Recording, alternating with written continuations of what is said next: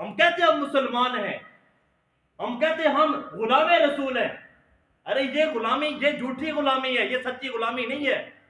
اگر غلام کا مطلب آپ کو آتا ہوتا تو غلام کا مطلب یہ ہے کہ یہ جسم میرا ہے، مرضی میرے آقا کی چلے گی، زندگی میری ہے، مرضی میرے رب کی چلے گی۔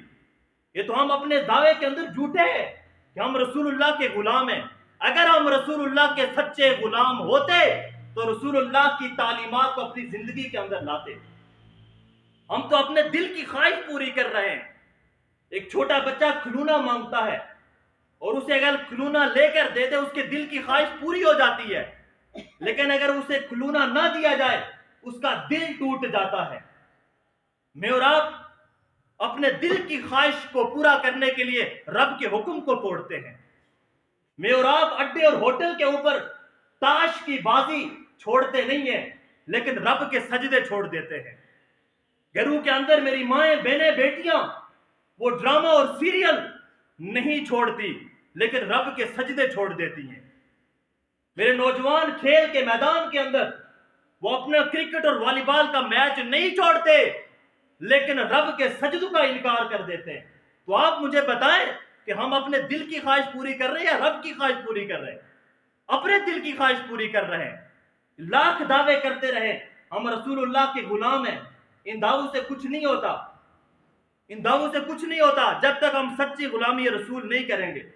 اللہ کے نبی نے فرمایا کہ جو شخص اپنے کسی مسلمان بھائی سے 3 دن تک ناراض ہوتا ہے، میرے رب نے فرمایا اس کی فائل بند کر دو، نہ اس کا روزہ قبول ہے، نہ اس کی نماز قبول ہے، نہ اس کا صدقہ قبول ہے۔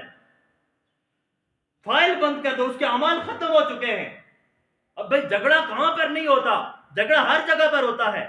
حضرت علی رضی اللہ تعالیٰ عنہ، حضرت فاطمہ کی فوتگی کے بعد حضرت علی رضی اللہ تعالیٰ عنہ کی اور بھی اولاد تھی، محمد بن حنیفہ رضی اللہ تعالیٰ عنہ، اور حضرت فاطمہ کی جو اولاد تھی حضرت حسن، ان دونوں کی آپس میں لڑائی ہو گئی، کسی بات کے اوپر انبن ہو گئی۔ اب جب یہ انبن ہو گئی تو محمد بن حنیفہ رضی اللہ تعالیٰ عنہ نے امام حسن کو خط لکھا، اور خط میں کیا لکھا؟ فرمایا امام، ہم دونوں آپس میں ناراض ہیں، لیکن آپ مجھے آ کر منا لیں، آپ مجھے آ کر منا لیں، اس لیے کہ آپ کا رتبہ بڑا ہے، آپ کی والدہ کا رتبہ بڑا ہے۔ اگر میں نے پہل کر دی منانے کے اندر تو میرا رتبہ بڑا ہو جائے گا، اور میں یہ نہیں چاہتا کہ اللہ کے ہاں میرا رتبہ بڑا ہو۔ حضرت امام حسن کو جب وہ خط پہنچا، نہ ٹوپی پہنی نہ جوتی پہنی، بھاگتے ہوئے محمد بن حنیفہ کے پاس گئے، گلے لگایا، بات کو ختم کر دیا۔ کون سی بڑی بات ہے؟ جھگڑا کہاں پر نہیں ہوتا، زیادتیاں کہاں پر نہیں ہوتی، معاف کر دینا۔ میرے نبی نے فرمایا اگر معاف کرنے سے تمہاری عزت کے اندر کمی آتی ہو، کل قیامت والے دن میں وہ زیادتی، میں وہ کمی رب سے دلوا کر تجھے وہ زیادتی پوری کر دوں گا۔ میرے نبی نے فرمایا اگر کوئی حق تلفی کرتا ہے تمہاری تو معاف کر دینا، کل قیامت والے دن میں اللہ سے تمہاری اس حق تلفی کو پورا کروا دوں گا۔ جگہ کہاں پر نہیں ہوتا؟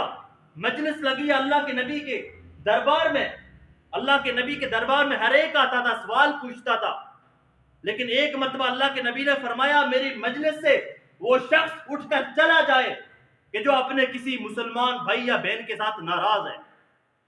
یہ جملہ اللہ کے نبی نے پہلے کبھی نہیں فرمایا، اور آگے وہ لوگ بھی نہیں تھے کہ وہ کہتے بھائی میں اس لیے ناراض ہوں کہ اس نے میرے ساتھ یہ کیا ہے، میں اس لیے ناراض ہوں کہ اس نے میری حق تلفی کی ہے، میرے ساتھ زیادتی کی ہے، میرے معاملے کے اندر وہ شریک نہیں ہوا، میری شادی کے اوپر وہ نہیں آئے۔ نہیں، وہ لوگ ایسے نہیں تھے۔ ایک نوجوان مجلس سے اٹھا، ایک نوجوان مجلس سے اٹھا، اس کی اپنی خالہ کے ساتھ ناراضگی تھی، جس طرح بھی ہوا اس نے جا کر اپنی خالہ کو راضی کیا، اور راضی کرنے کے بعد دوبارہ آ کر اللہ کے نبی کی مجلس میں بیٹھا تو اللہ کے نبی نے فرمایا کہ جہاں پر 2 مسلمان آپس میں ناراض ہوتے ہیں اللہ کی رحمت اس جگہ پر نہیں اترتی، اللہ کی رحمت کے فرشتے وہاں پر نہیں اترتے۔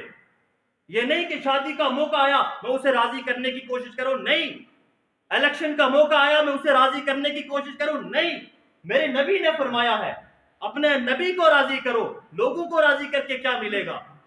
لوگوں کی ناراضگی اور رضامندی یہ کوئی اہمیت نہیں رکھتی اگر میرا رب اور میرا رسول مجھ سے راضی ہے۔